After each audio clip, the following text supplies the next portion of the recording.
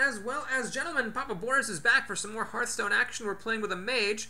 Our first two games were pretty cool. I wouldn't say either of those players were Sunday afternoon casuals. Those are both reasonably tough games. In the first game, my opponent ran out of steam and I won with card advantage. In the second game, I ran out of steam, but I did so after dealing a bunch of damage to my opponent, so I was able to finish him off with my hero ability.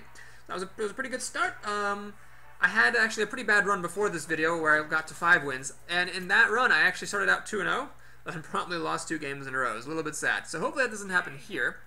Lots of Warlocks today. What is up with these Warlocks? The Warlocks doesn't seem that good in the arena to me. Alright, Rikul is the Warlock here. I could coin one out, play the other on turn 2, try to go for aggression. Yeah, we'll do that. So hopefully one of my 2 creatures will stick. Hopefully. And then if they do, I've got buffers behind them, so it's a good start. If my opponent kills my creatures, my start is going to be terrible. Right, Imp Master could also be a nice alternate play. Let's go ahead and actually do the coin. And put out the Geomancer. The reason for this is, it's exactly as difficult to kill as the Sorcerer's Apprentice. So if my opponent has removal, I want him to use it on this creature, which is less good right now than the Sorcerer's Apprentice is. See, this is what's really irritating, because this Fairy Dragon should be a 3-2, instead it's a 3-3, and as a result, my Kobold Geomancer dies against it. So what we're going to do, this Blood Imp, God, I hate these so much. We're going to just attack here. We're going to regret not playing the Sorcerer's Apprentice. Maybe I should have played the Sorcerer's Apprentice, because if he didn't have a 2-drop, this would have been a great play. If he did have a 2-drop like this, then I could have just traded instead of having what happened here happen. Oh my god, this Blood Imp is so annoying. I need to get Cone of Cold. Flame Strike, it'll be good soon, but not soon enough. My Sorcerer's Apprentice is about to die. Alright, how do we handle this situation? Well, Shadowstone Cleric makes this a 4-3. I think that's what we have to do here. Let this guy survive. Yeah, the Flame Dragon can trade against that, but I will get the kill on that creature, which is what matters. So basically he can go trade, and then I'm sort of back to nothing. But yeah, so my Warlock, with the help of fucking Blood Imp, survives in high style. He's gonna swing past me. Well, I can't target this with hero power, which may be why he wants to do that. Or maybe he has a Shadow Bolt for my Shadowstone Cleric, which I'll see what he's got. No, he's life tapping. 2 mana cannot kill this. Oh, Jesus Christ. This is obnoxious. Alright, 3 turns till Flame Strike. Cone of Cold, oh my god, this would be really good. Except first of all, because there's 2 Blood Imps, they would both survive. And second of all, I can't target anything. I can't target this. They're stealth, I can't target them. Fantastic. Alright, we're going to just go ahead and do the kind of a crazy play. We're just going to put the biggest body we can on the board, pump him up, deal damage. So basically, my opponent needs to trade this Fairy Dragon in. He's got to cash in this Money Cow, because otherwise I'm going to start hitting him way too hard. Showwind Yeti. Alright, it's a big card, 4-7, motherfucker. Flame Strike is not even going to put a dent in that thing. Now I could Cone of Cold, freeze it. With 2 mana left, there's nothing good to do. I could ping it, I guess? Or I could play Gurubashi Berserker. It survives, actually. Alright, we'll do this. The best card the Warlock could probably have here is a Siphon Soul, just to kill the Gurubashi straight up. If the Showwind Yeti runs into it, that's not a good proposition for him, because my guy will get charged up to be a 5-3. Of course, then if he has a Shadow Bolt or something to finish it off, that would be fine. Dark Iron Dwarf, very solid. Luckily, the Knife Juggler hit this, which apparently was going to die anyway, so I'm okay with that. Oh my god, Flame Strike next turn is going to be really good. So what we have to do here, I think, is stop this stuff from attacking. It's just so crazy. I could polymorph for one thing, but I don't really see the reason to do that. So what we're going to do is Cone of Cold, stop his stuff from attacking, start a Nymph Collection, and I could hit him to charge things up. If I hit this guy, I'm pretty blatantly telegraphing Flame Strike. What I'd rather do is use one of my next turn's Imps, plus Flame Strike to finish off this Dwarf. So we'll just actually deal 2 damage to him. We'll be content to do that. That seems fine. I could always use my hero ability on this guy in the future to charge him up myself with minimum damage. And then Flame Strike next turn is killing everything he's got, plus this Imp will kill off the Dark Iron Dwarf. I think the best way to do things.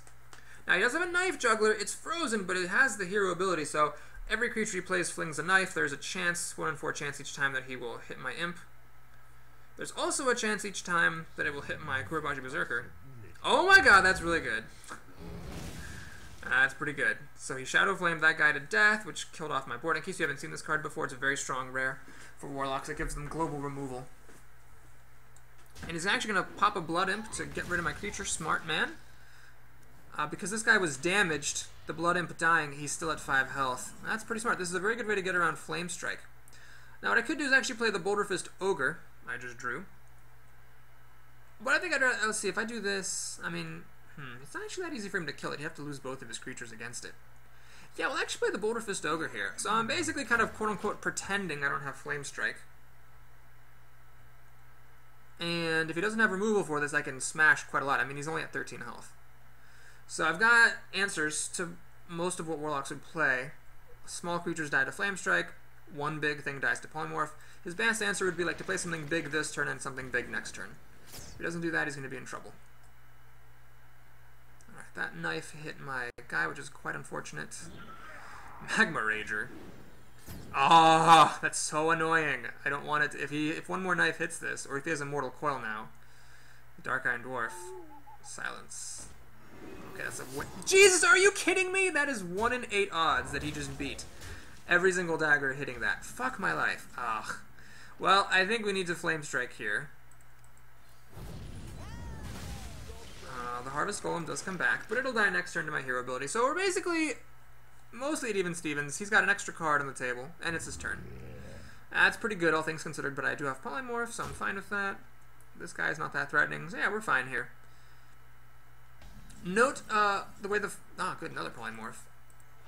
The way the Frost Elemental works, creatures unfreeze at the end of your turn, which means if he runs his Gurubashi into me, the Gurubashi will unfreeze, so he does have a free way to charge the Gurubashi. I'm okay with that, though, because if he runs in, then it's going to die to Flame Strike. So what I'm going to do here, actually, is just ping off this guy. We'll hold on to my Polymorphs. This is a fine situation for me. Now, I have the card advantage. Or, sorry, now we're even on card advantage. He still has the initiative from the play, but I have answers. So, basically, I just need to answer his stuff, and then draw my big creatures and win. Faceless Manipulator. Aha, he copied his own thing, which is smart, because that allows him to have answers against Flame Strike. So if I Flame Strike now, this guy will get all charged up. Well, I've drawn all my Polymorphs here. That's funny. Could Polymorph this. What I really want to do is play Flame Strike, but the problem is this actually survives with 3 health and still gets charged up. So what we'd rather do is actually just Polymorph this thing and kill it. We could also Polymorph this thing. I'll wait a turn, though.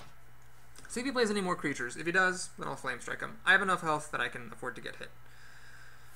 Alright, he's going to Life Tap a little bit, which is fine. It's a bit risky Life Tapping against mages, by the way. However, I don't have any Fireballs or Pyroblasts, so little does my opponent know, it's actually pretty safe. Alright, well, the Summoning Portal, I'll just Flame Strike and kill it. Let's drop a creature down. The fact that it deals 3 damage a turn is actually quite significant here, so my opponent, if he's run out of removal, will be in trouble. He's drawn 3 more cards than I have, so the fact that we're equal on cards is actually pretty encouraging, and I'm ahead on life. Warlocks are not the best at burning. He's got something or other. Shadow Ball. Jesus, well, he's got a lot of removal. Then again, so do I, so I can't really complain that much, can I? Alright, he apparently has more removal here, so whatever. We'll drop what we play. I think I still have an Acolyte of Pain in here, which will be nice. I can play it, ping it, draw a card. Acolyte of Pain, I learned from a helpful comment, is really good with mages because you can almost always guarantee, as long as you have 5 mana to spare, that you get 2 cards out of him. Alright, he just top decked that, and all things considered, it's not that bad. I can kill it and then still kill off his little squirey dude. That unfortunately was all of my Flame Strikes. Or I could just swing past. Let's see, he deals 10 damage to me, I go down to 9 health. Okay, let's hedge our bets. I'm going to hit him for 4. I am going to Polymorph this. For 5. Yeah, the sheep actually does help him if I leave it alive, so I will ping it off. And the Pine Size Summoner is totally irrelevant here, so I'll drop it down. It conveniently does trade with his 2 creatures, which is mostly what I care about. So my opponent's got a bit of a pickle. I mean, he could trade both of his guys into this, but then there's a 2/2 hitting him, which is significant.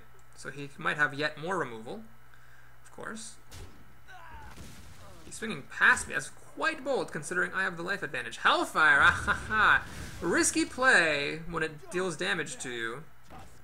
He's 3 turns away from dying now, just to my hero ability. Let's see what I got. Ardent Squire's pretty good. Let's play it. And I've got enough health, and Warlocks are bad enough at burning that I will just deal damage to him like this. So basically, next turn, my Argent Squire is threatening to kill him, so he has to like run both of his guys into the Argent Squire. So he's really not able to race me.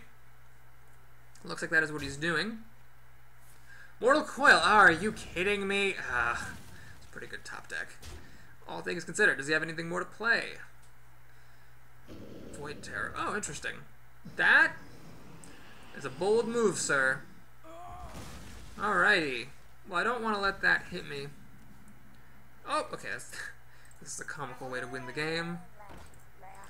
Well, it was a bit of a harder game than I would have liked, but you know what? A win is a win, and as they say, back in high school when I was on the varsity bowling team, like all the cool kids, there was a saying, you know, when you threw a really bad ball and then ended up being a strike anyway, you don't want to complain that it was a bad throw because it all looks the same on the scoreboard.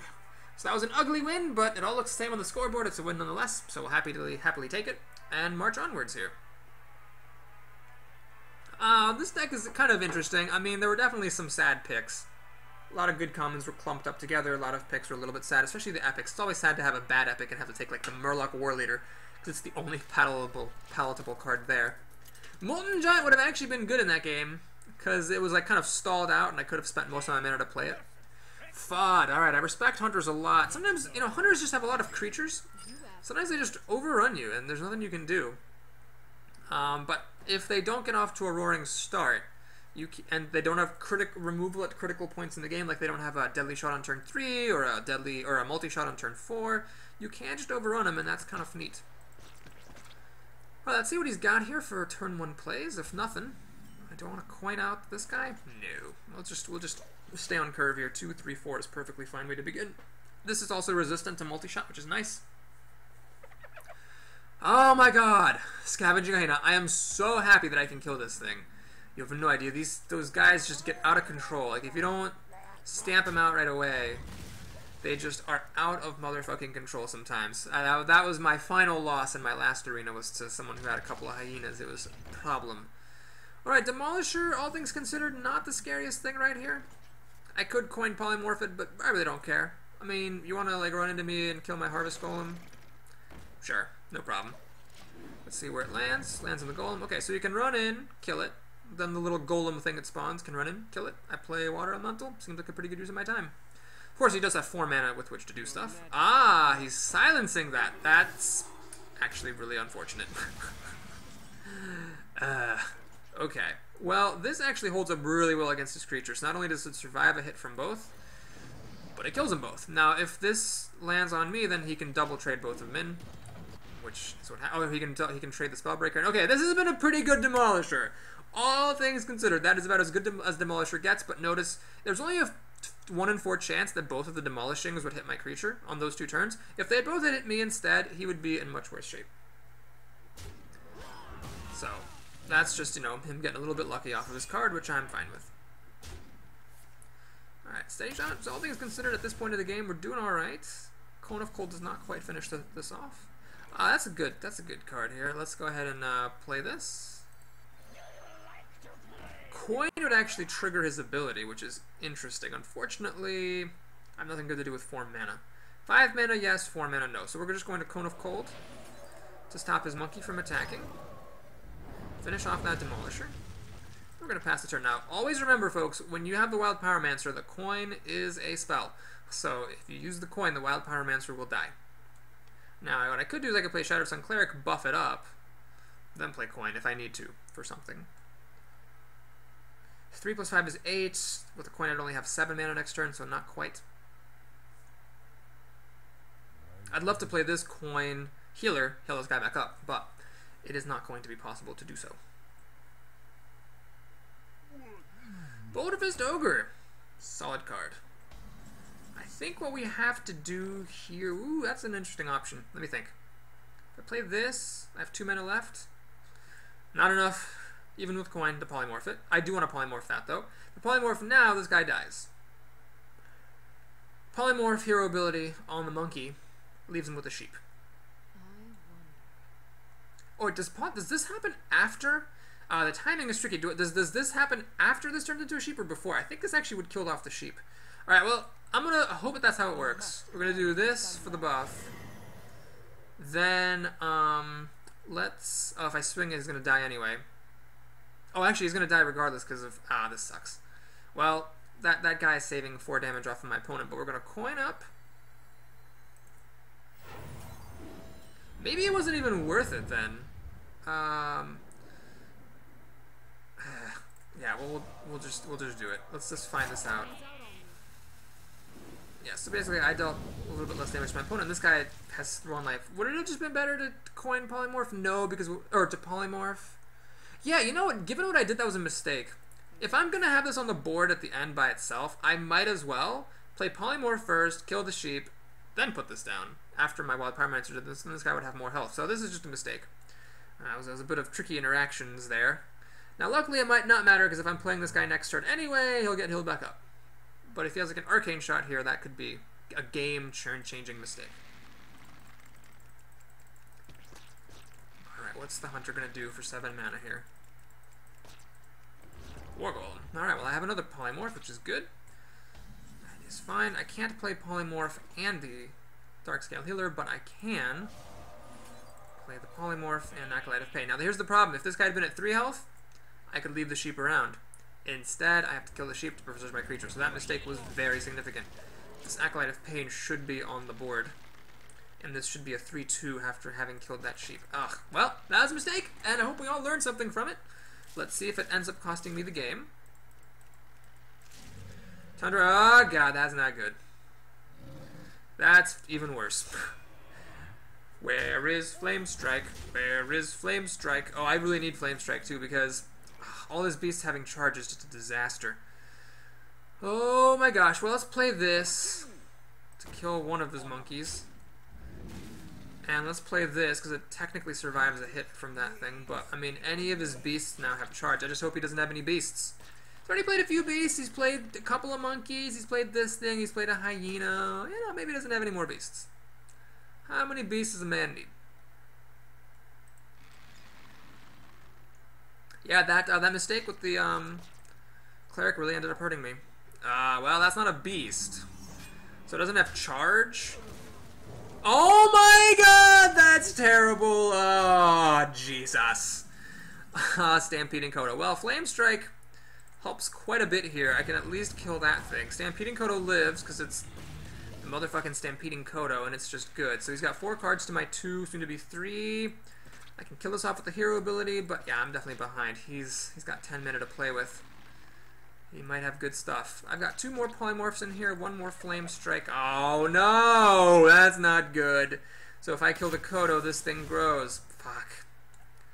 Hunters. Man, I wish I was good at playing Hunter. I don't know what it is that I do wrong, but when I play Hunter, it just doesn't go the way it goes when other people play Hunter against me. Archmage. Cool card, not that relevant. Well, we'll put it down here.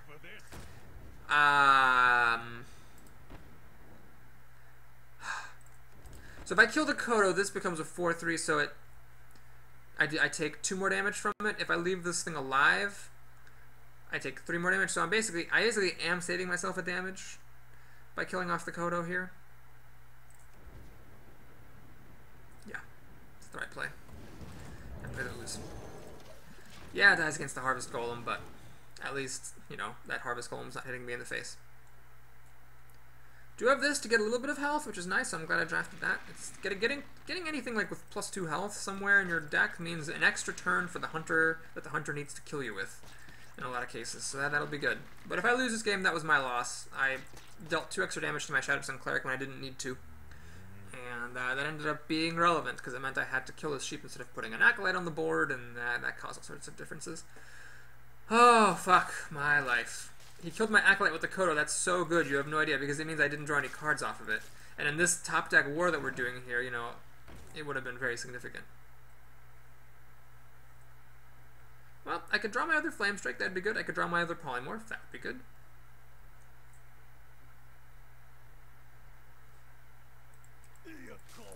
Dark Iron Dwarf, oh, that's pretty good. He's just going to swing past me. Oh, completely. So he's going to go for the kill. So basically he's saying I'm going to kill you in 3 turns or less because I've got these creatures. So do I top deck Flame Strike? Nope. And I really just don't have enough creatures with which to kill his stuff. So what we have to do is definitely kill the Dark Iron Dwarf. Definitely kill the Hyena. Actually, I guess that really cleared his stuff out. Let's kill his wolf. Alright. So basically, the problem is that... yeah, this is bad. He has at a really high life total. That was my only source of healing, so all he has to do is hit me, hero ability, and then I'm dead from his hero ability the following turn. Yep. So it's just like, do you have any more life gain, or can you deal 27 damage? The answer is nope. So that's the game. Well, that was a bit of a frustrating loss against Fod the Hunter. God, I hate losing to Hunters. Hunters and Warlocks are the classes I hate losing to the most because I'm bad with them. I can't do well in the arena with them, and they seem to just have such solid games against me all the time. But anyway, I did kill the Warlock earlier. Lost to that Hunter, that's fine. It was my own misplay as well. So, see, he had the state main in Kodo, so had I played the Acolyte, and my guy had been a 3-2, he still could have played the Kodo to kill the Acolyte, but then making the Beast charge thing wouldn't have been there. I would have saved a lot of health. Yeah, it could have all been very different. Alright, up against a Mage. Let's pass these guys back. Hope I can actually get some creatures to pint-sized summon. Alright, well, Shatterstone Cleric's pretty good. Although, the pint-sized summoner ability is not actually relevant. So Mages can kill this with Frostbolt, or Arcane Missiles, or of course if he has a turn 1 drop with a coin. I'm playing against Immaculate K. Is that Immaculate Conception? We'll see. Alright, still nothing relevant for the Pint-Sized Summoner, because I play him on turn 2. On turn 3 I can play this for 2 mana, and I have 1 mana left over, so there's really nothing doing. But my opponent doesn't know that. She will be going mad, trying to kill my Pint-Sized Summoner. Ah! Alright, this is really good. If my Pint-Sized Summoner lives, if there's no Frostbolt, no Arcane Missiles, no Charging Merfolk, this on turn 3 is really great. If this is all the Pint-Sized Summoner does before dying, it will have made itself useful. Coin and Wolf Rider. Flesh-Eating Ghoul. Alright, we're happy to see that. So the Flesh-Eating Ghoul is quite good, actually, against the Pint-Sized Summoner. So as tempting as this is, all it means is that the Flesh-Eating Ghoul will run in and kill me. Let's go ahead and preserve my Pint-Sized Summoner and stop this Flesh-Eating Ghoul from doing anything. Now, of course, my opponent can kill my Pint-Sized Summoner. That's fine, though. That's 2/3 of her mana. Then I have a 3/3 on the board. I can start the beats, play the Water Elemental. Looking forward to Archmage and Flame Strike in a couple of turns, and we're fine. And, I mean, she has to do that, because it's the Pint-Sized Summoner. So, actually, I wouldn't have had anything relevant to do with Pint-Sized Summoner here. But, again, my opponent does not know that, and that was not worth risking. Cool thing about the Water Elemental, it survives Flame Strike. So I'm pretty happy to play this, because it's quite resilient. Got this Owl here. It might be worth silencing a Taunter so I can hit her for 6. Try to raise her down. Secret. So Vaporize is a rare. This is actually the perfect way to fish out a Vaporize and Mirror Entity, so yeah, we'll play that. Is it Vaporize? It's Vaporize. Ooh, a rare. That's not a really good rare. You can usually expect to see Ice Armor. Yeah, it's still 3 turns to Flame Strike, because I think she's used the coin. Yeah, she used the coin on turn 2 to play the Flesh-Eating Ghoul. So it's, this turn, the next turn, and then the turn after that, that Flame Strike happens, and these guys will have, you know, made their worth by then. Another secret. Alright, what is this gonna be? Uh-oh, if this one's Mirror Entity, that's not good. What does that telegraph? Well, it telegraphs a Flame Strike, I guess. Is this really Mirror Entity? God, that's so annoying.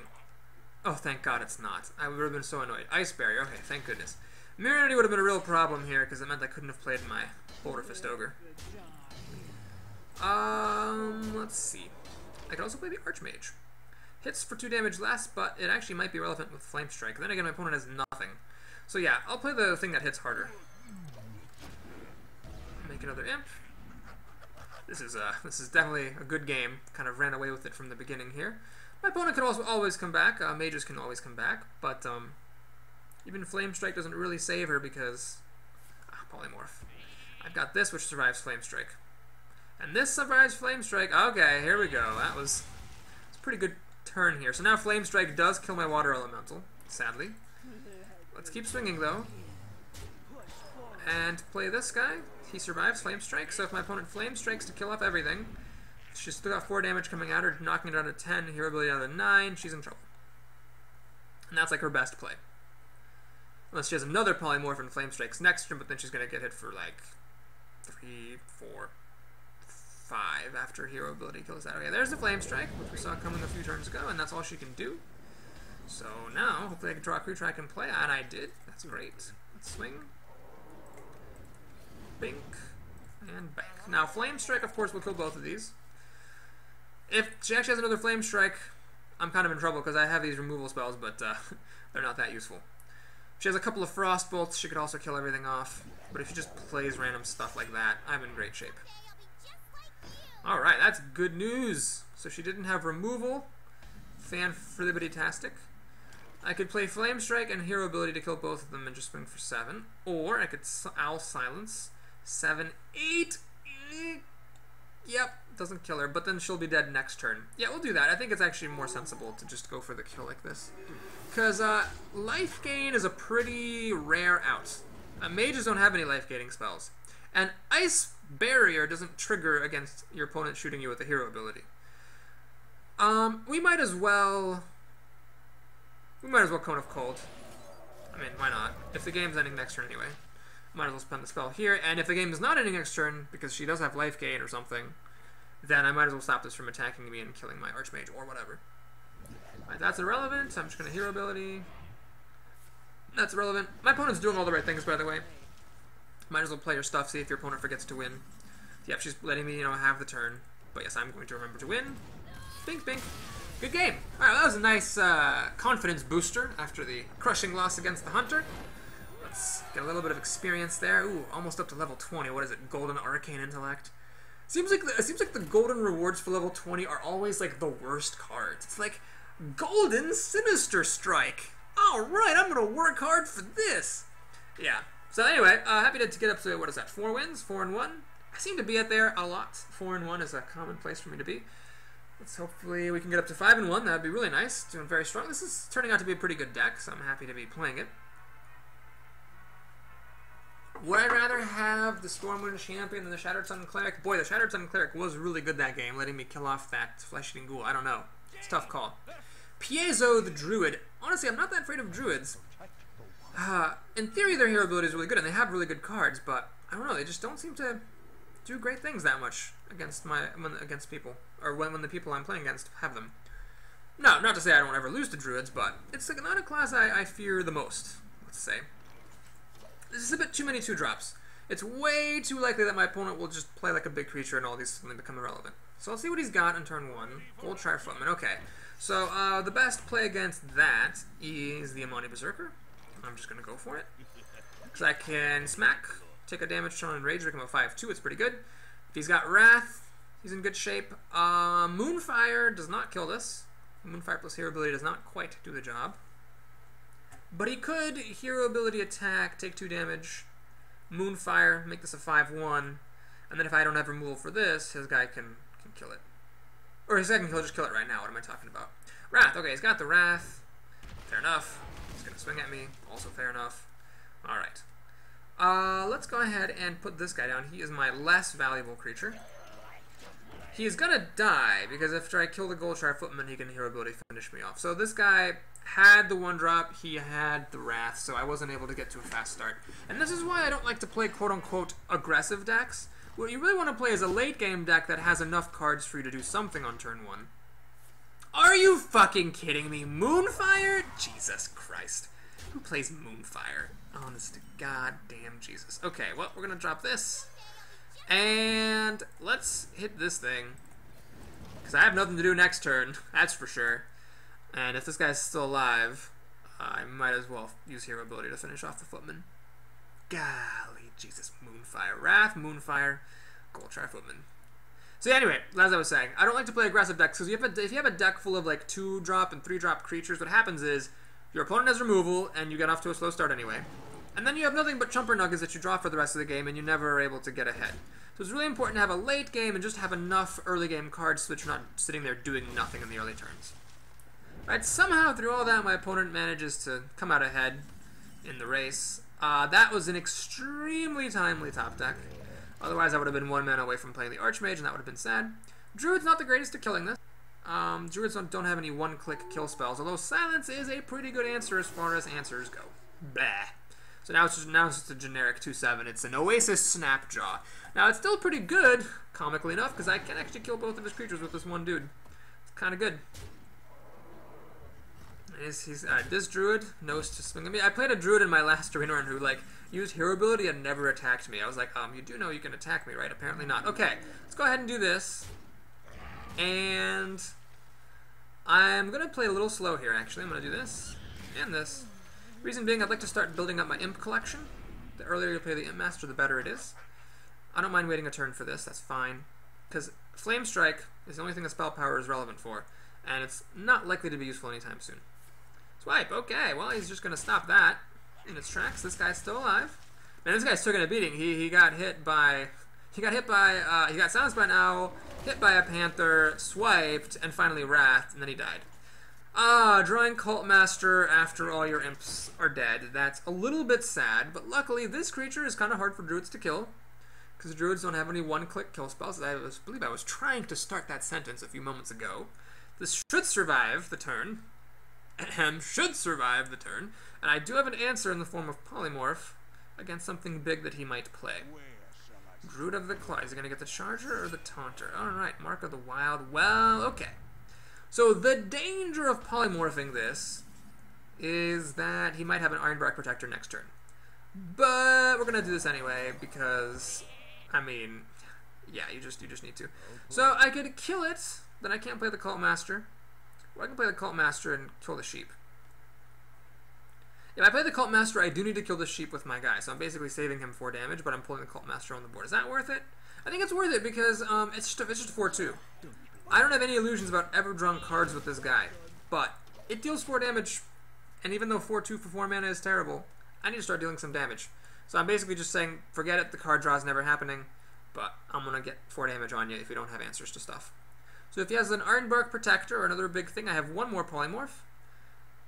If he just plays lots of little things, I've got Flame Strike. Oh, he still has the coin. Oh, does he have like some legendary? Not much stuff costs 9 mana. Reckless Rocketeer.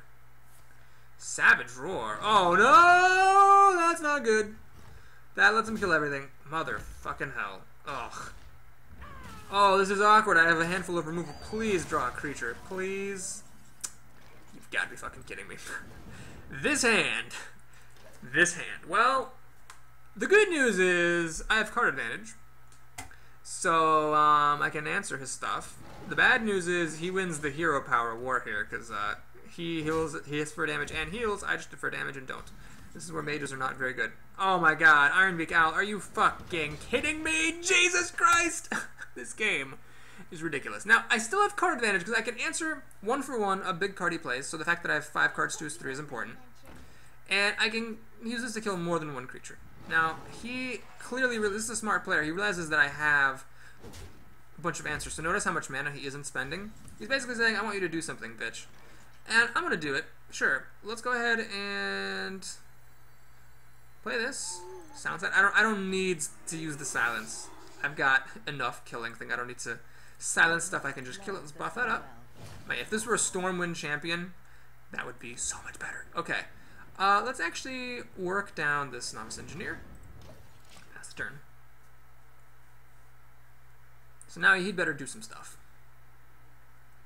I've got 6 damage coming at him, which in this top deck war is pretty good. Claw. Alright, he can kill my creature. He's actually going to kill my bigger creature. Fair enough, fair enough. Does he have an answer for my 3/2 owl here? Soul Divorce Head. Oh my god. Oh wow, he's really going at it here. Okay. Well, this is by the way why I don't like Soul of the Forest. That was pretty unimpressive. Let's go ahead and work down this tree. Oh my fucking god. Cone of Cold. Oh man, I'm still at a high enough life total. I'm not super worried about being raced down here. Alright, there we go. He finally played a creature. So I'm probably gonna ping this Divine Shield. Flame Strike? Mark of Nature. Oh, wow. That's risky. He's going all the way risky there. Okay, so I could Cone of Cold to freeze this in place. I think actually that's better. Let's save the polymorphs for another time. Let's Cone of Cold this. Freeze it. Begin to work it down. Harvest Golem. That's turn. So now I can use my Harvest Golem to kill this thing. And then I still have my answers for other stuff. If he Drake plays another creature, I might just Flame Strike and kill both. Ah, Warden. Alright. He's hitting me for 1 a turn. And building up a nice life collection. Oh, is he going to hit my creature? Wow, I don't know if that was the right play, really. Why would that be relevant? Okay, so anyway, let's go ahead and play Flame Strike. Let's go ahead and Smack-a-doodle-doo. Smack-a-doodle-doo. So anyway, next turn I can go ahead and play the Water Elemental. Notice that if I was Flame Striking, I was at 3 mana, so the Water Elemental was impossible. This is actually really good in this scenario, though. Oh my god, that's really good in this scenario. Drawing 3 cards. He's got 8 cards left to my 13. He's drawn 5 more cards than I have. Wow. This is really good here, though, because I can keep hitting the Druid, and the Druid will be frozen, so he won't be able to attack me with his hero ability, because he needs his hero ability to actually... He needs to attack with his own character with his hero ability to make it work. Savagery. That was a card. Ah, so he just wanted to clear me out. Fair enough, sir. Fair enough. Okay. Alright, let's go ahead and move along now. There we go. That's what I'm talking about. So now he's in trouble. I don't think Druids can burn me out for 18 damage. Frost Elemental. Good card. Alright, he's overextending a little bit. I do have 1 more Flame Strike. He's probably thinking, well, he already saw 1 Flame Strike. Might as well overextend a little bit. And little does he know this is all about to die. This would be smart. It would put a point of damage on me. This guy's dead anyway. He's going to hit me, though. Alright, fair enough. So now we have Flame Strike. Hero ability to finish that off. And I'm going to freeze the Druid. That stops him from using his hero ability to attack me. He can just get a point of armor with this. But then it's just like a worse version of the Warrior's ability. So this was definitely what I would call a grind. I was never really threatened in this game once I had the 2 Flame Strikes, 2 Polymorphs, and we were top deck mode. But it is a bit of a grind. You know, another class would have wrapped this up a lot faster. He's silencing. Oh my gosh, that's really good. And that is really bad. Because my Votivist Ogre has 6 attack. And that guy kills minions that have 7 attack or more. Well, now I'm not going to be freezing him anymore, which is a bit sad. But let's go ahead and just do some cleanup. What's it, 9 damage?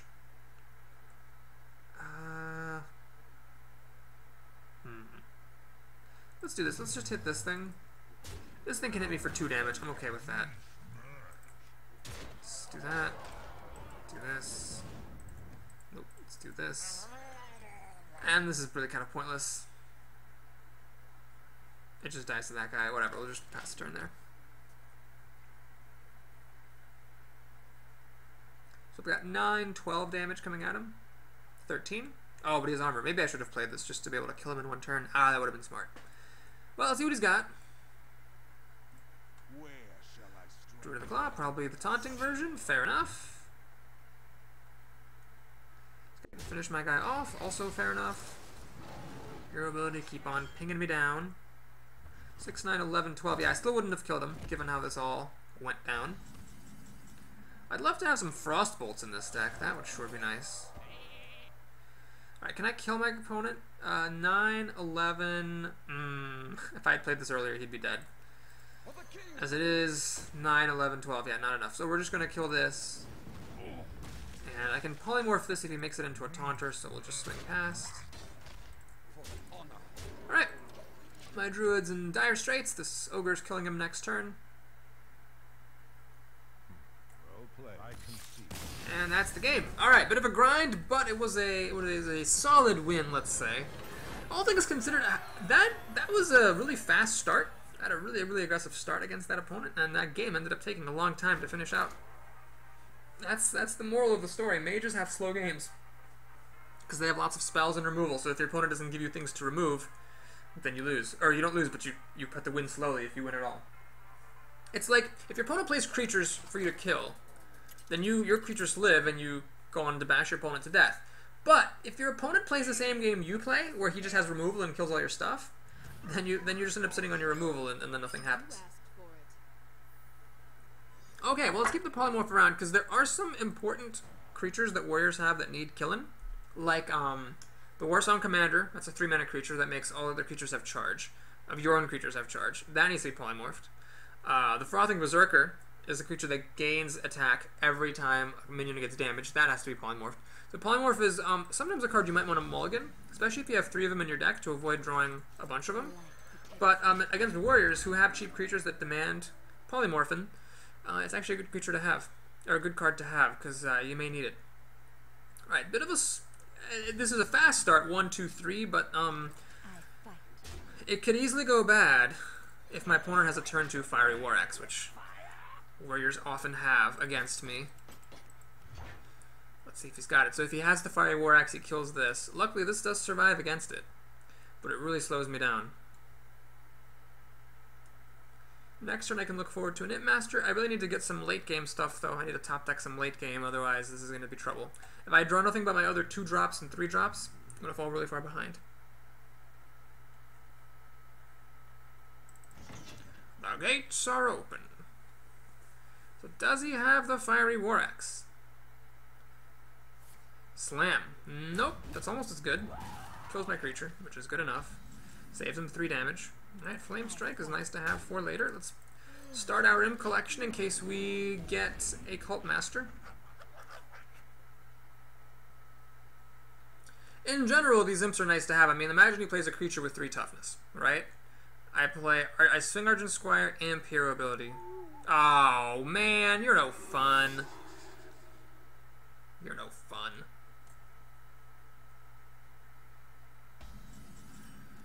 Alright, well, let's go ahead and kill this. Play this. I'm not really opening myself up to anything. I wouldn't call this like overexposing or overextending by any stretch of the imagination. I'm pretty weak. These 4 creatures deal a combined total of 6 damage. But I do have removal for his stuff, and in a few turns I can Flame Strike if I need to. So I can kill a big, I can polymorph a big thing, or Flame Strike a bunch of little things. Cleave is pretty solid here. Alright, all things considered, I would have rather hit this and this, so actually that was a really unfortunate cleave. That was the best one he could have had. Let's see what else he has for 2 mana. Ah, he's got the coin. Okay, and it is Acolyte of Fane. Alright. He's going to get a few cards from that if I'm not careful. Oh man, it's greedy to polymorph that. I would rather just... okay, here's what we're going to do. We're going to play this and this. And just swing past. He gets 2 cards out of the guy. 1 when he smacks and pops my Divine Shield, and then 1 when I kill it. But I'd rather polymorph whatever he plays down than polymorph him. Like, I'd rather polymorph whatever he gets with his card draw than stop him from drawing cards in the first place. It just seemed a bit greedy, especially at the expense of putting 6 extra power on the board.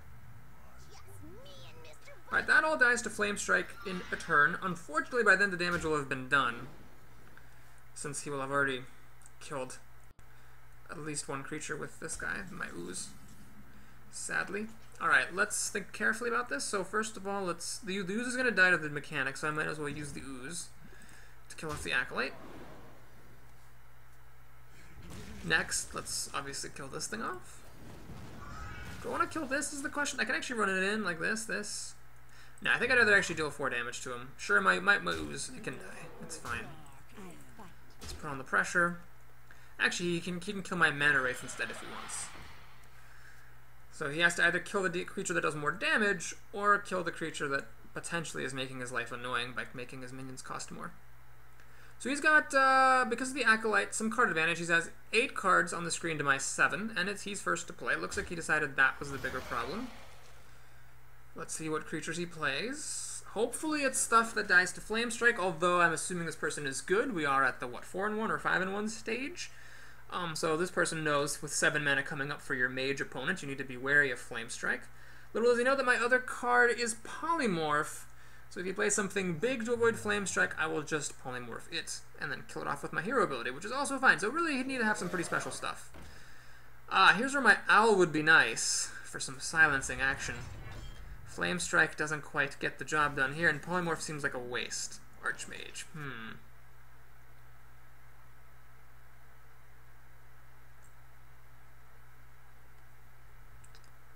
Huh. Could Flame Strike run my 3/3 in? Swing for 5? What to do? I could play this guy. He survives, actually, against both of those things. Without some help from the warrior. Now, granted, the warrior has a bunch of cards. He could have an Execute. He could have, like, a Whirlwind. Could have a Slam. Battle Rage is starting to get pretty good here. You know, I think I'm actually going to respect Battle Rage a little bit. What I'm going to do is, do I want to Polymorph? Polymorphing seems scary, but I have 2 more Polymorphs coming up. Oh, jeez. I don't know if Polymorphing is good here. That seems a little bit risky. Alright, we're going to play a conservative play. What I'm going to do is just Flame Strike. I'm going to swing my Ooze in. So Battle Rage only draws 2 cards now. I'll hit him for 5 damage, which is actually, you know, a little bit scary. Granted, warriors gain life and all with their hero ability. But, oh, this is a little bit of a bug right there. But, still, you know, being at 15 health is a bit scary. Ardra Command, a good card. It's going to kill that guy. So it makes it hard for me to kill him. Actually, that's a really good play, because now I don't have a good answer. I don't want to polymorph that thing. That seems dumb. Shattered Sun Cleric or Archmage? Can't do both. Shattered Sun Cleric would let me buff this, trade it in, hero ability, finish it off, leave myself with a 1-1 on the table and a 3/3. Archmage, though, that's a bigger guy. I think it's important to get the damage in. So what we're going to do I want to trade both these guys in and kill it like that? Seems unwise. Nah, let's keep the pressure up. We're just trying... I am trying to race my opponent down. Unfortunately, this deck has no Fireballs or Pyroblast or Frostbolt, so I actually don't have any burn in the form of spells at all. I just never saw it in the draft. But if this Archmage can swing just once, I will be okay, I think. This was a really good play for him last turn. I don't know if he had options and chose this, or if it was just the only thing he had that was worth 6 mana, but it was really, really good for him.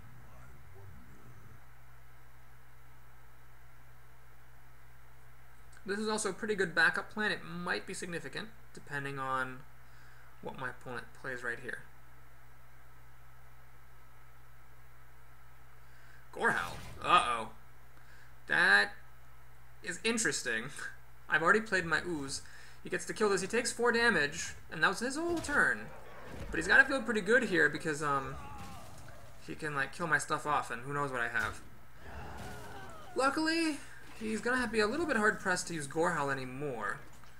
But still, it's a scary card for me to see. All right, let's not use Polymorph. Well, do I want to use Polymorph? Hang on. I can Shattered Sun Cleric, 2/2, get him down to 6 health. Basically, just ignore this thing. I think I need to do this. I think I need to try to race him down because every point of life that I take away from him is really significant. He is a warrior, so I can't finish him off with my hero ability because he gains 2 life for each use of his hero ability. But basically, what I'm doing here is I'm saying Gorehowl at your own risk. I mean, he is dead on the board, technically. It's not obviously going to happen because this guy can kill one thing off. And of course, he can play something. But if he only plays, let's say, 1 Taunter, and all my stuff stays alive, I can polymorph it and just win. So he's got to be a little bit careful here how he handles things. So I'm still... Okay, I'm not quite going to win. If he kills a creature, plays a Taunter, and I polymorph, I got 3, 5, 6 damage. He's at 7 life. But I am drawing cards, so I might get more stuff to do to him. My Ooze has been played. I cannot kill the Gorehowl. That's done. Maybe I should have kept the Ooze back, but the Ooze was good. I mean, the Ooze killed his Acolyte. The Ooze killed some other thing. Aha, alright. There's a Taunter. Does he have anything else to do with 3 mana? If he could play a second Taunter, he'd be in very good shape. As it is, he's in pretty good shape because basically what's happening here is that, he obviously needs to kill this because it's bigger. Is that, although it like emotionally seems wrong to hit a 3/3 with a 4/2, that's bigger, so it's the play. Actually, yeah, I miscounted myself. I'm only got to deal 5 damage to him, so that armor is really saving him. And this is smart to kill my creature because it's going to hit him anyway, so he might as well kill it while he has the chance. Alright, do I want to polymorph that? We'll see what I draw. Pint-sized Summoner? It's a creature. Creatures are good right here. And I think it's important to put the damage on him. So I'm threatening him with 4 damage. 5 damage if you count hero ability. So basically, he can armor up and kill the pint-sized summoner, but this is threatening to kill him, so he either needs removal or taunt. And if his hand is full of generic creatures and miscellaneous wacky warrior spells like whirlwind and whatever, he's going to be in trouble. He has a huge card advantage though. Alright, so he's drawn a card. That suggests he didn't have an answer. Because if he had an answer, I imagine he would have done it.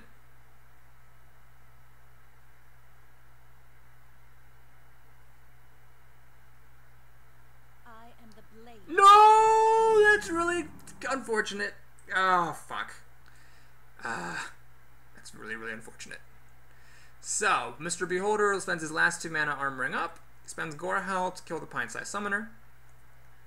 I hit him, and that goes down to, it goes back down to 6 health. I can hit him for 2, goes down to 4 health. Hero ability goes down to 3. Oh man, this hero ability is just murder. I don't know why he would throw his sheep into my creatures. There's really no point in doing that. I need to get something good up here. If I don't get anything to keep the pressure up, I am in serious house trouble. I really wish I had seen some fireballs, some frostbolts, or a fire blast in this draft. That would make a really big difference, and this Gorehowl is just so good for him. He has to kill the pint-sized summoner. Oh wow, he's gambling that I'm not going to attack him. Wow. Interesting choice there. Okay, well, I don't think I need to pause to kill his creatures or anything.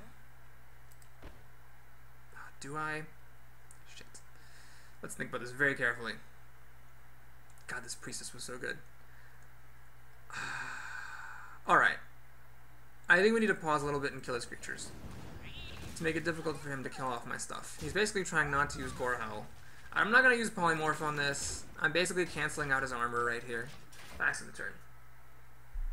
So what cards do I have that would be really good for me to draw? Well, another Flame Strike would be nice if he plays out a bunch more stuff.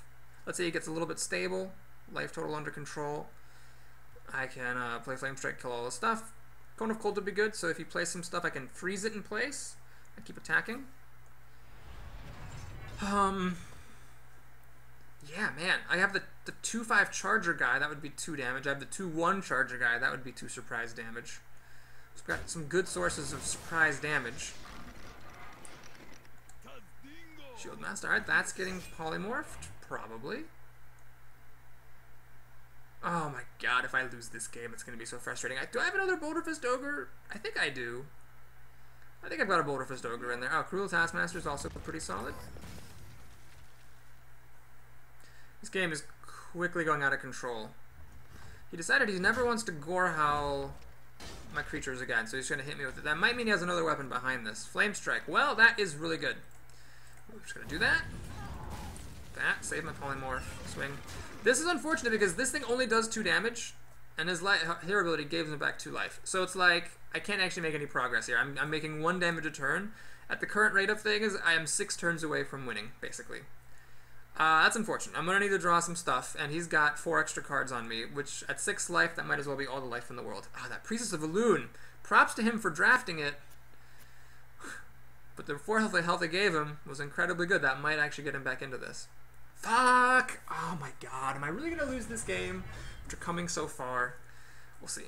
Slam, okay. So, he has removal from my creature. Now he's just got 5 cards to my 1. I can answer one of them. Oh, that's perfect against Polymorph. There's just... oh, fuck, there's just nothing good to do here. Alright, what have I got here? Dark Scale Healer? It does technically trade against both of his things. Hit him and pass the turn. Oh man, this is now he's in the driver's seat. He's grinding out the win here. You know, I've got Arcane Intellect. That would actually be great. I could dig 2 cards into my deck. I think the Boulder Fist Ogre is still in here. That would be good. Archmage has already died. Oh man, I just don't know. Archmage, I think Arcane Intellect and the Boulder Fist Ogre. That's really the only thing I can think of to hope for. Everything else I think is little chumper nuggets. Alright, is he going to go in with both of them? I guess if he doesn't have an answer to stop me from whacking him, he doesn't want to get hit for 4. Okay, that's good. It means he has no answers here to stop creatures from attacking, which is good. Arcanite Reaper, okay. He can't really afford to hit creatures, so he's just hitting me with his weapon, which is perfectly fine. I wonder what else he has. These might be like answer cards of some sort. Water Elemental! Good card. That is very good because it can stop him from attacking with his Arcanite Reaper.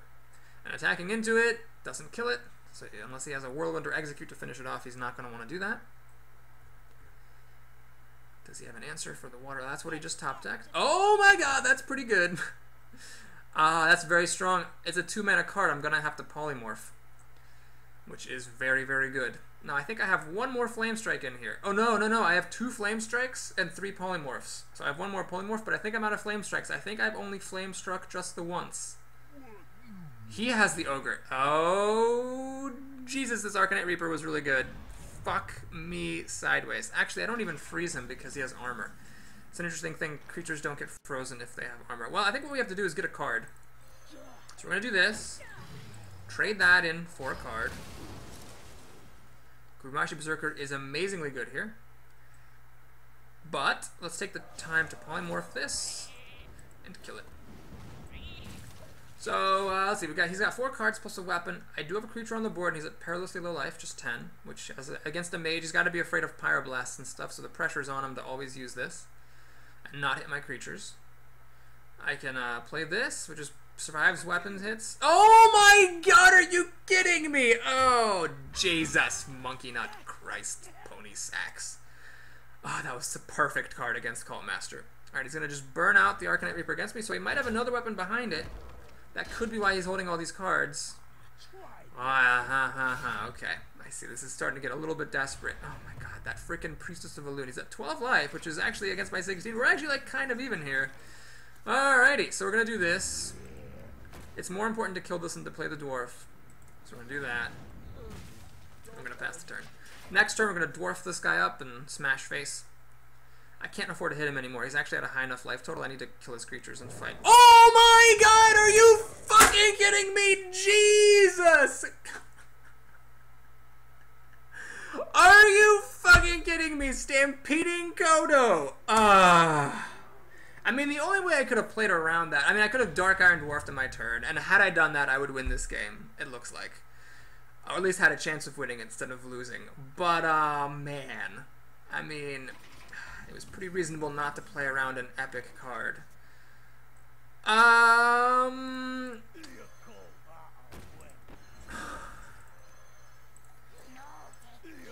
mean, I guess I'm not going to concede.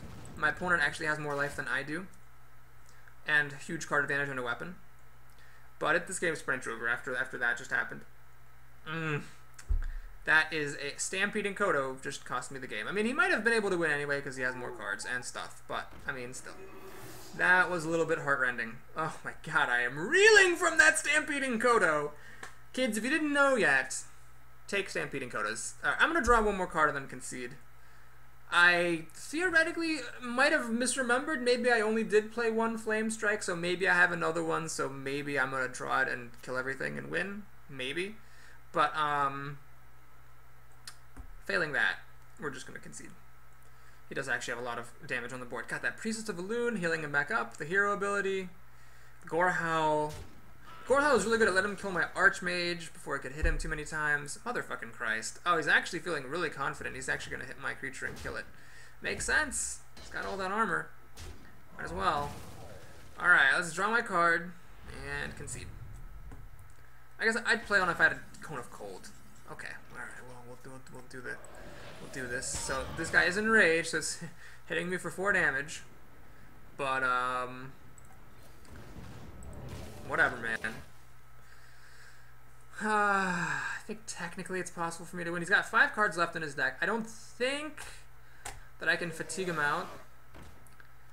Unless there is a Flame Strike in here. I think I've played 2 Flame Strikes this game, but if there is a Flame Strike in here and I draw it, and I attack with it and kill his stuff, then, I suppose I would play on. Yeah, the Flame Strike would kill us as well. So basically, Flame Strike or bust. Okay. He should have... Oh, I see. He wanted to see if he could enrage his Worgen. That's clever. Okay. Yeah, so then let's see if I draw a Flame Strike. I don't think I have any more in here. I really don't. I never did draft a Frost Nova. I passed on 2 of them for other cards. Polymorph! Not the card we need. Concede. Oh my god! Stampeding Kodo. Yeah, so in light of these Chumper things that he had, maybe if I had played Dark Iron Dwarf and buffed my Gurubashi, I would have won. But, man, playing around Stampeding Kodo, it is a rare card. I don't know. I think it was better to hold my guy back as a surprise and take... Because what I did that turn, instead of playing the Dark Iron Dwarf, was I killed his 2-1 with my hero ability, and I think that was worth it. Oh my Christ. So maddening. Well, anyway, let's see if we can make it up to 6 wins against this rogue opponent here. Dizzy Rogue, appropriately playing as a rogue. So, definitely going to keep the weapon killer around. This is kind of removal, so I'll keep that, but this doesn't need to be played until later, so we're going to actually ship that back. Get the Summoner. Okay, well, that's actually neat. If this can survive until turn 3, I can Dark Iron Dwarf, get that cheaply. Is it worth it to coin it out? Yeah, sure. Rogues have a lot of ways to kill it. Rogues are probably the best. I mean, they've got Backstab, Eviscerate, and actually, I guess that, and then well, actually, that's true. Just Backstab and Eviscerate if you're looking at just 2 mana. Once you get up to 3 mana, though, we got Deadly Poison coming up. And he has that guy. Alright. Fair enough, sir. Let's play my Sorcerer's Apprentice. Actually, if my Pint Summoner were around, I'd play the Acolyte of Pain. That'd be so good. It's a real shame that that did not come to be.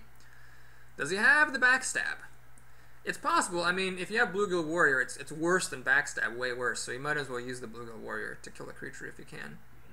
Flesh-Eating Ghoul. Well, this is going to be a trade. So I don't have enough mana to play this and Hero Ability. I would have wanted to charge in, deal 2 damage, Hero Ability, finish off, but I'm 1 mana short. So what I'm going to do instead is just trade. No, let's not get greedy.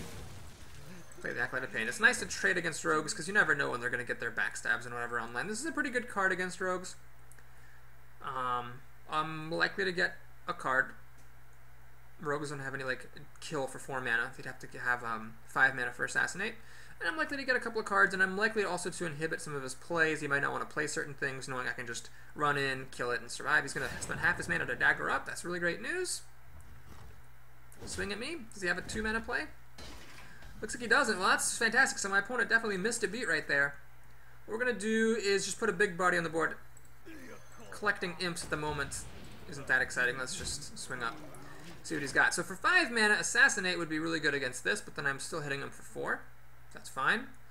And if he has an Assassin's Blade to kill this, I've got the Ooze to kill off the Assassin's Blade. So I'm actually feeling pretty good about things. I've got answers to most of the rogue-specific stuff he might do. If he plays just like a generic creature, let's say like a Fen Creeper right here, or even Ascension Shield Master, that's another story. I don't have really any good answer for that. Fen Creeper, I'd probably play this Charger. Wow, an uncomboed Defias. That is desperation. He must really not have any good plays. And just continuing to swing at me. Okay. Fair enough, sir. Rebuilding the dagger. Okay, this rogue is just not doing anything. It looks like he's got a bunch of late game cards, or a bunch of cards that die to my Acolyte and he doesn't want to play them. I'm not sure what's going on. Alright, so what we're going to do here is the following. Let's actually just ignore this. I'm going to play the Bluegill Warrior. Use that to kill this. And I'm going to play this Mana Wraith. I think that seems good. Makes it harder for him to play creatures. Like if he has a 6 mana creature, this is just going to wreck his day.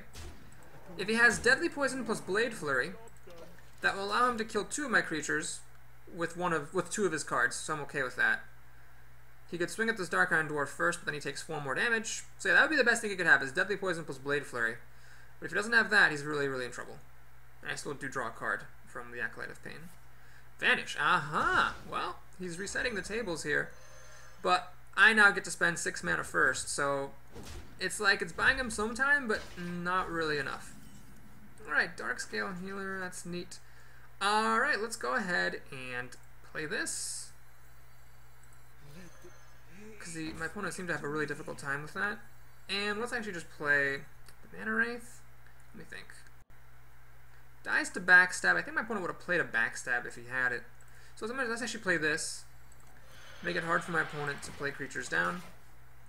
Then next turn I can play Dark Iron Dwarf. My opponent knows I have it, but still, it's making it difficult for him to put things down because he knows I can just pump this guy up and, you know, hit something really hard and draw a card or whatever. Priestess of Elune, a very expensive Priestess of Elune, who is about to die. That is just fine by me. Is he really gonna whack the man? That's not the right play. No, no, no, no, that's terrible. That's not a good play. He took 2 damage for nothing. Here's the problem with that play. He knows I have Dark Iron Dwarf. He knows that my best way of dealing with this threat is to play Dark Iron Dwarf on Mana Wraith, charge in, and trade like that. So he knows this Mana Wraith was probably gonna die anyway. So therefore, playing into the Mana Wraith and taking 2 damage is really not good. It's just 2 free damage as far as I'm concerned. Swing a doodle do. Maybe he did that on purpose to like bait out like me not buffing the Acolyte of Pain, but buffing the Acolyte of Pain in the late game isn't really that great. A 3/3 is like not, you know, the king of the molehill at this moment. So I still have, I've drawn all creatures this game. Like I have not drawn a single spell. So I still got all the stuff in here. Polymorph, Flame Strike, Cone of Cold. It's all in here. Oh my god, I didn't play around Betrayal. Are you... God, Jesus fucking Christ. I should have had the Acolyte of Pain in the middle, because then I could have played around Betrayal. Ah, Jesus Christ. I really cannot believe I just did that. All this experience with the game, and I still don't play around Betrayal. Eviscerate. Oh my god. Alright, I could have kept one of my creatures around if I had played around that. But instead he spent 4 mana and killed everything I had, so that happened. Alright, now I have a couple options here. I could play this guy, charge in, hero ability, finish him off. Instead of what I'm going to do is play this, charge past him, get some extra damage on, play the Water Elemental. So what I'm doing here is I'm playing 2 creatures that kind of trump the one that he has, and trying to get as much damage on as I can. I have some card advantage. I have 1 more card on the screen than he does. He has the play, though. Oh my god, I can't believe I forgot to play around Betrayal. One of these days, that is how I know I'm a good player, is when I no longer forget to play around Betrayal. So in case you missed it, folks, you always want to put your weakest minion in the middle. So I should have put the Acolyte of Pain in the middle. Then he could have killed the Acolyte of Pain, and then still eviscerated my Dark Iron Dwarf, but I would have put my money Berserker in the game. I hear you got a problem. Right, that I'm not too concerned about. It's fine.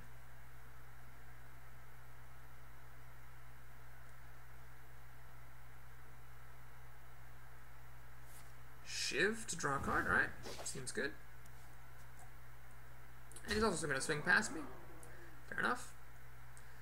A little bit dangerous racing at this point because he does have the 7 damage card. What we're going to do here is this. This. Swing at him. Freezing a rogue is really good with the Water Elemental. Stops him from attacking with the dagger. And we're actually going to get this out here to heal my creatures. Not that it matters if he chooses to attack them, but still. And let's also drop this down for a little bit of extra damage and flexibility in killing stuff. Now if he swings past me, I can polymorph it. Trading against it's not too hard. If he swings past me, I might just trade the Darkscale Healer in and hero ability.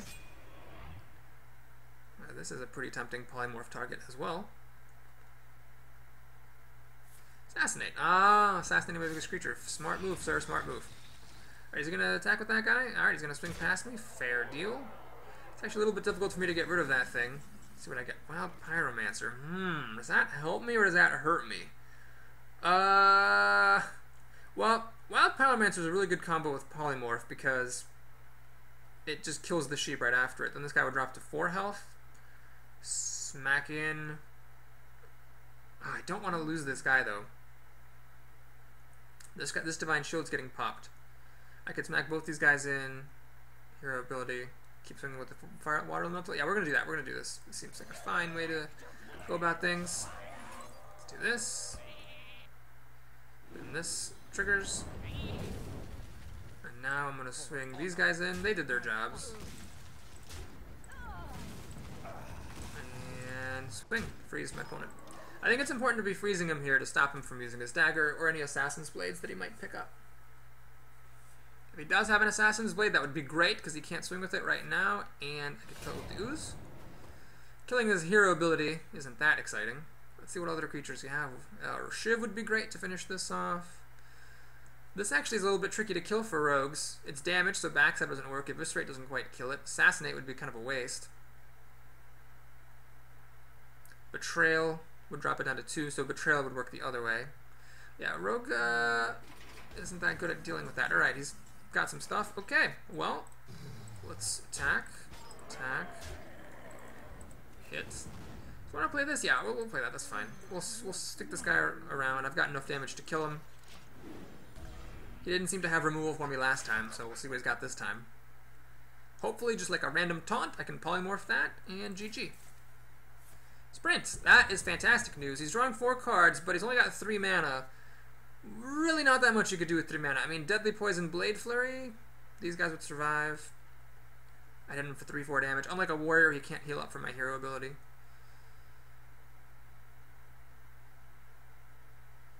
Betrayal doesn't save him, nothing deals 5 damage. Yeah, he's in serious trouble.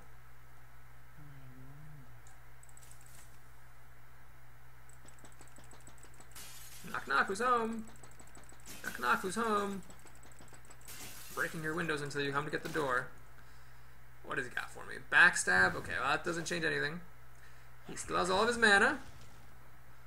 3 mana, and what is he gonna do? SI Agent. Ah, the backstab. Well, the Sprinter was already triggering the combo. Okay, so basically he lives an extra turn here. I'm dealing 3, 4, 5 damage. That's fine. Unless he has life gain. What is going on here?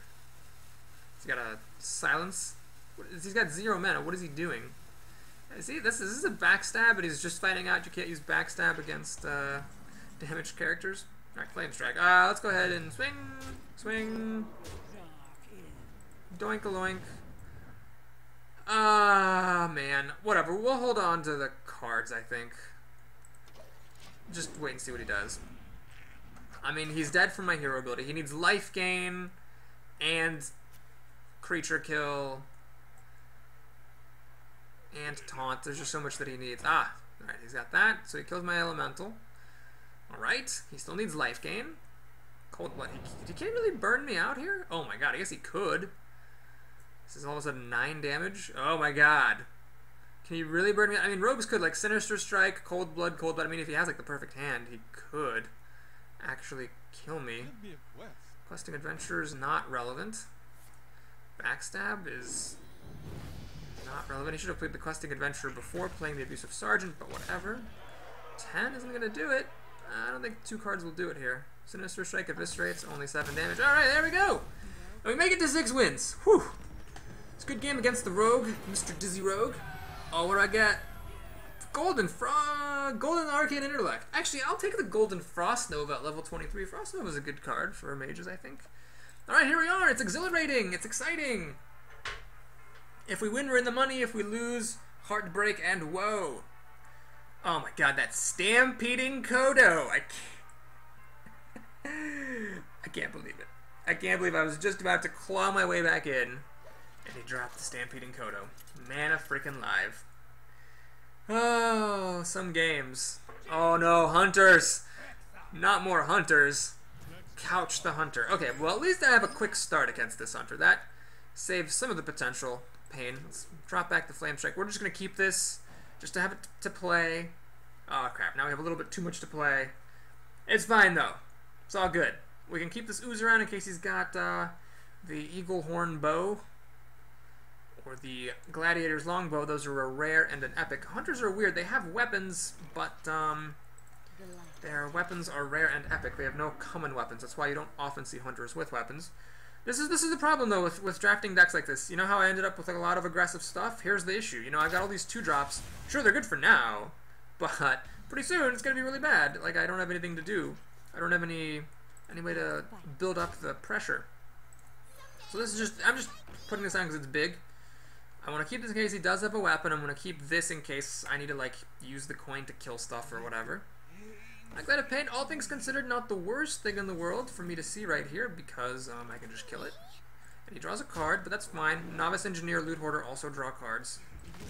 I didn't want him popping my Divine Shield there. So here, I'll just play this. It's a 3/3. This guy's a little bit volatile, this guy's a little bit weak. This uses up all my mana and keeps up the aggression. So let's see if he's got a good answer. That is not actually a very good answer at all. Oh, unless he has... wow, that was actually a really good answer. Fuck me. Oh, no. I cannot believe how good that was. Shit. This thing's about to kill my Sorcerer's Apprentice. Is there any way I can stop that from happening? Well, if I play this and coin, the Sorcerer Apprentice just dies. If I play this guy, yeah, seems like the guy to play. Can't kill this, unfortunately. 2-3 damage is all I can deal. So what I'm going to do is I'm going to swing past my opponent. That was such a good arcane shot. He can now finish off my Sorcerer's Apprentice. Alright, then I can finish him off with my hero power. Starting Buzzard. Alright, so this is the right way to do it. You wait until you can actually play Beasts after it, so you can get the cards right away. So you draw the card. Hopefully it doesn't have like the Timberwolf thing. Please don't have the Timberwolf thing. Please don't have it. Just pass the turn. Pass the turn. Actually, well, you should probably attack with your guy, but then pass the turn. Please. Pass the turn. Don't do it. Don't do it. No. Oh, he has unleashed the hounds. Ugh. Alrighty. What's he doing? Oh, he's killing my bigger guy, I guess, and leaving this guy not vulnerable to my hero ability. Ah, it's a good play. Solid play there. Very solid. He's gonna have to, I don't know if that was really the best play. I can still pump my Divine Shield, hero ability, and then use this thing to kill off his good creature. This was a mistake, probably. I mean, he's got to figure I want to kill off his Buzzard, right? Okay. Well, what's the plan here? Cult Master is kind of funny. This doesn't actually die. I could play it just to have a 4-2 on the board, I suppose. I think what I'll do, though, instead is take the opportunity to kill this creature. Do I want to coin out in Cult Master? Nah, let's just put this guy down. So these, you know, see how weak these creatures are? Imagine if they were like 3 drops or 4 drops or 5 drops. I'd have a much better game right here. Instead, this stuff is very weak. Alright, Secret. That could be Explosive Trap, which would be the worst thing in the world. Harvest Golem. It could also be Freezing Trap.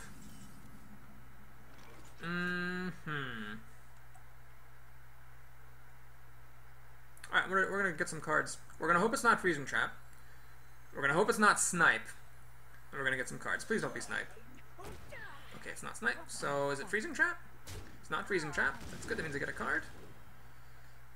And do I want to use a coin to do... No, let's just get a card. So, I'm getting a couple of cards here. Do I want to use Acolyte of Pain? No, I think it's actually important that I kill this. So I got 2 cards out of this guy, and I have massive card advantage and a 4-2 on the board. If that's Explosive Shot, okay, this guy will die to the Explosive Shot. Well, let's see, it's not Snipe, it's not Freezing Trap, it's not Snake Trap. Yeah, it's Explosive Shot. Unless it's Misdirection. Could be Misdirection, but that's unlikely. Steady Shot. Well, that's good to see. I've got a high life total. Don't really care about that too much. This is all so weak, it's just hurting me. Okay, let's go ahead. I can't really kill anything of mine. So we're going to do this because it's going to die to Explosive Shot anyway. We're going to kill this for sure. Let's play, I think the Acolyte is important to try to keep up card advantage. And I might as well use the coin here to play the Harvest. Well, let's see. The Imp Master pops an Imp, so I'm pretty resilient against multi-shot. But then the Explosive Trap is going to kill all my Imps, so I might as well actually do this instead. Because this does not die to Explosive Shot. Alright, so I have big card advantage, but my cards are weak. I do have the ability to answer 2 big cards, but if he has a lot of little things, I might be in trouble. Granted, both of my Flame Strikes are still in here. And I've got card advantage coming up, so that's good. Give me a quest. Alright, that's going to be good to Polymorph. Let's see how we can back this up. And for Grizzly. Alright, that's actually very solid here. It holds up quite nicely against my Harvest Golem. Young Dragonhawk. Oh my god, that's not very good at all. Timberwolf. Well, he's played out his hand. He's left himself totally open to Flame Strike. It's amazingly lucky for him that I actually don't have Flame Strike here. He is ridiculously lucky that I don't have Flame Strike. Wow. Alright. Oh man, Arcane Explosion would blow him out. Cone of Cold would blow him out. I just didn't have anything I needed here. Oh boy. Well, I could fish for Flame Strike. And then just kill off this Dragonhawk. Let this guy hit me. And well, I can polymorph it. I got hero ability this, finish off. Oh, yeah, that's so much better. That's a lot better. Okay, let's do this. this. Keep my guy around and draw a card. Still no Flame Strike. Well, I think the safe bet here, let's not get too crazy, folks. Let's just polymorph this. And I have to keep in mind he has Explosive Trap up here, so these both just die to it. There's no point in playing them. I'm just going to pass the turn. So my opponent's down to 1 card versus 6 and an Explosive Shot. He's in top deck mode. It would be really, and I'm at 26 life. It's really difficult for him to win here. Hunters don't have any way to draw a bunch of cards at once, and he just can't deal enough damage to me to catch up. Okay, well, goodbye, Berserker. Actually, this is a good thing to drop down against Explosive Shot. These guys are both dead to Explosive Shot, so I might as well draw a card, see what I get. Berserker. That's actually also good against Explosive Shot. It gets enraged. So what we're going to do is play this, because it'll get enraged. Play this because it will get enraged. Kill the sheep with my hero ability, and trigger the Explosive Shot with that golem.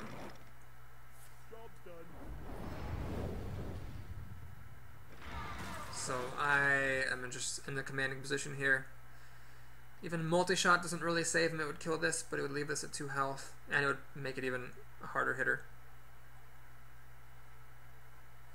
Yeah, my life total's too high, and my opponent really can't charge me out. Unless he has, like, King Crush the Legendary or something. Ah, Explosive Shot! Ah, I forgot about that card. That's it's a good way to kill both my creatures. That is a fact. Okay, well, I got one thing left. It's a big game Hunter. It's not going to do it. Flame Strike. Alright, can I afford to get hit for 4 damage?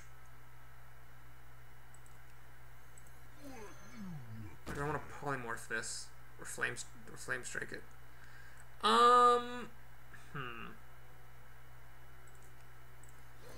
Let's just play this and hit my opponent.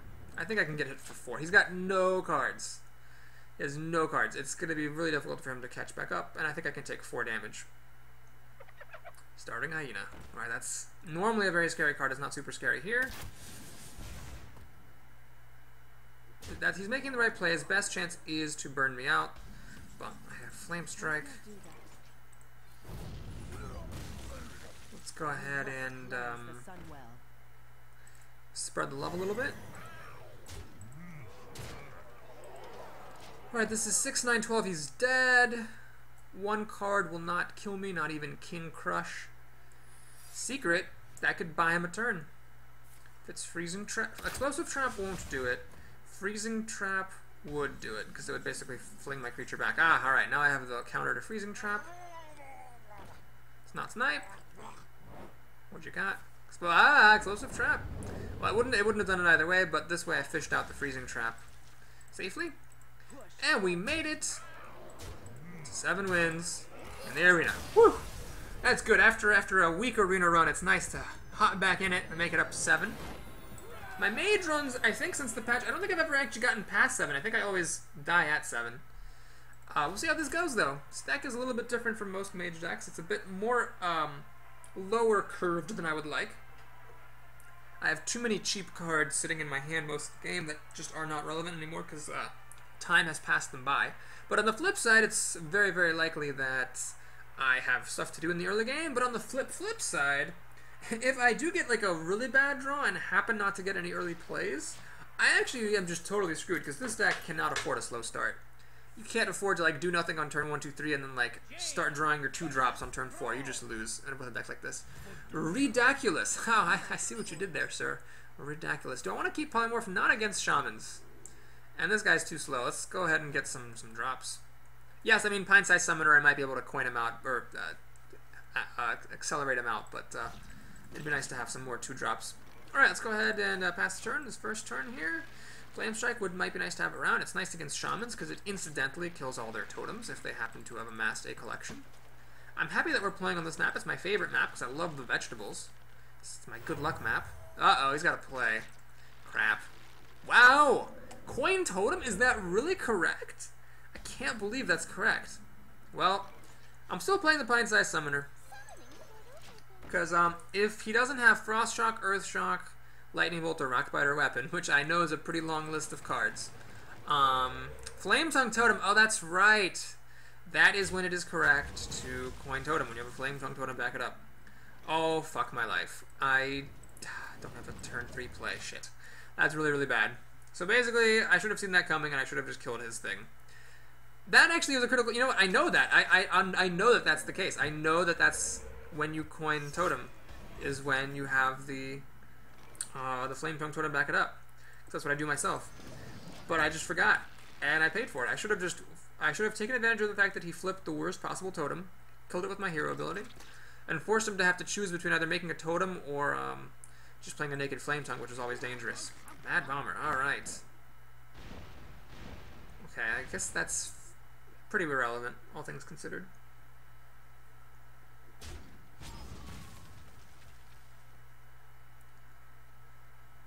Oh no, it's not irrelevant!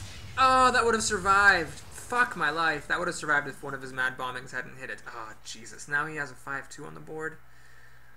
Oh, this flame tongue totem is ruining my life. Well, this is actually the perfect answer to what he has. Because I can run into it, pop Divine Shield, finish off with hero ability. If he doesn't flip a taunt totem, which he only has a 1 in 4 chance of doing. So I'm just gonna go for that. There's no reason to throw the Imp Master or the Cult Master into the Meat Grinder. And this I could have played potentially, but I take too much damage from the Mad Bomber there. I didn't want to be that hurt. Alright, he's a little bit overloaded, which is nice. Hopefully he doesn't have any taunts. That is not a taunt. Also, in a couple of turns, that will die to Flame Strike. I wish I could Flame Strike now. That'd be really good. Sadly, can't always get what you want. Alright, well, I could play the Archmage. I think it's more important to kill that guy. This I could throw into the Meat Grinder, I suppose. And actually, I will do this now. Basically, he can kill my Imp Master, fine, but then I'm saving myself 6 damage, and I've got this around to feed into my Cult Master later. And actually, I don't even need to worry, because I don't need to fit anything in, because on my turn I can Flame Strike. On Battle Elemental, if he doesn't have an Overload card, that will die to Flame Strike right now. Hopefully he doesn't have any such cards, because if he doesn't, I can... Oh my god, he actually has an Overload card. That also kills the things that could have finished off that guy. Motherfucking Christ!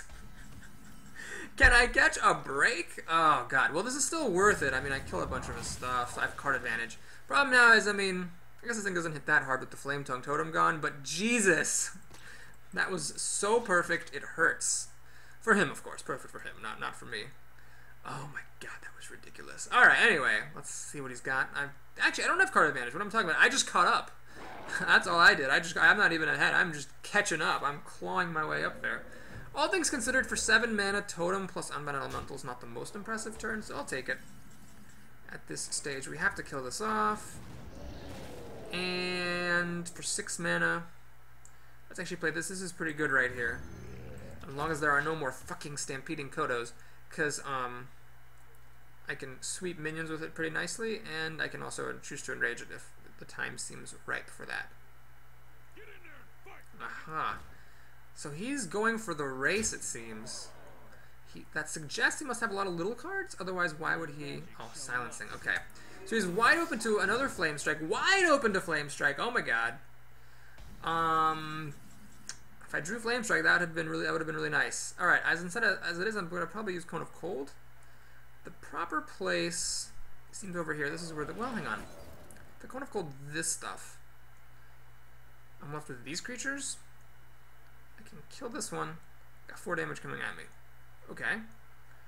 If I Cone of Cold over here, I got 2 damage coming at me. And I can actually kill the Spell Power Totem. Alright, I think this is the right way. This saves more life. I am getting a little bit low, so it's important to be a little bit careful of my life total. I don't actually need to use my hero ability just yet. Let's go ahead and drop another big creature. Pass the turn. So I'm hoping I draw my other Flame Strike. It's, well, 1 chance in 18, unfortunately. Hex. Okay, he's got the Hex. Fine. I would have attacked with this guy first, though. So that, oh, Fire Elemental. That's not good. Man, Flame Strike would be really good here. Please. Nope, not a chance. So I have no way of killing this. Oh man, I just gotta hang in there.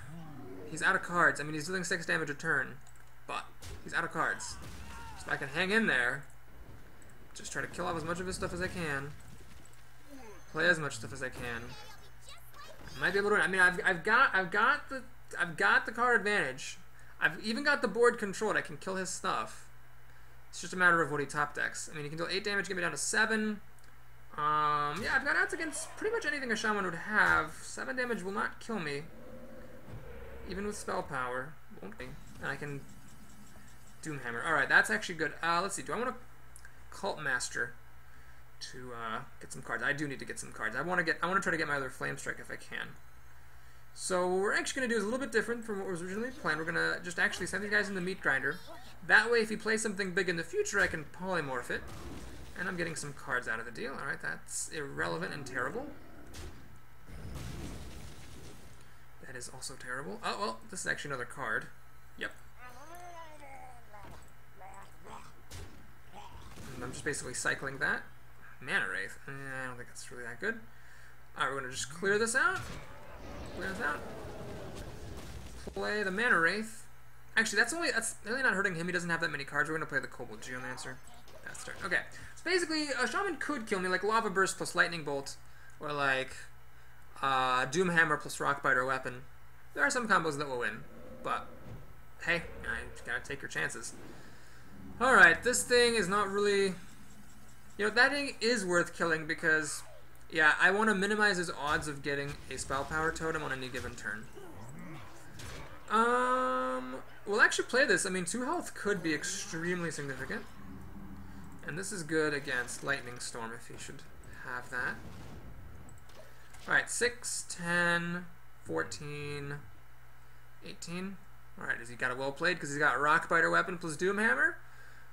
Or Lava Burst plus 2 Lightning Bolts? Uh-oh. Lava Burst. And... You've got to be fucking kidding me! Jesus Christ! Oh my god! I was 1 turn too slow killing him and he got me with the Lava Burst. Well, that is, as they say, ridiculous. But you know what? If that is my bad luck, let's get it out of the way when it means I'm still getting 7 wins in the arena. So all things considered, I'm probably losing about 70 to 100, or to 70 to 140 gold from being at 7 wins rather than at 8. 5 gold, that thanks. So 7 wins, it's still always 2 bags of 75. That has not changed. 55 dust. Well, thank God. Alright, so anyway, thank you so much for watching that arena. I hope you enjoyed it. Let's go ahead and open up some packs. This is my bad arena from earlier today, plus this one. Let's see what we got as a consolation prize for the bad arena. Ooh, a very important common, good common, maybe. That's a nice rare to get. Always good to have one in your deck, and of course some trash. Let's go ahead and see if we got from this win as a consolation for being double lava bursted. Nothing that exciting, and mine... Fuck you, game. Fuck you. I don't even know what I'm crafting, but let's disenchant those cards and take a sneak peek at our next arena. If you enjoyed this video, please like and or subscribe, and I will look forward to seeing you next time. Till then.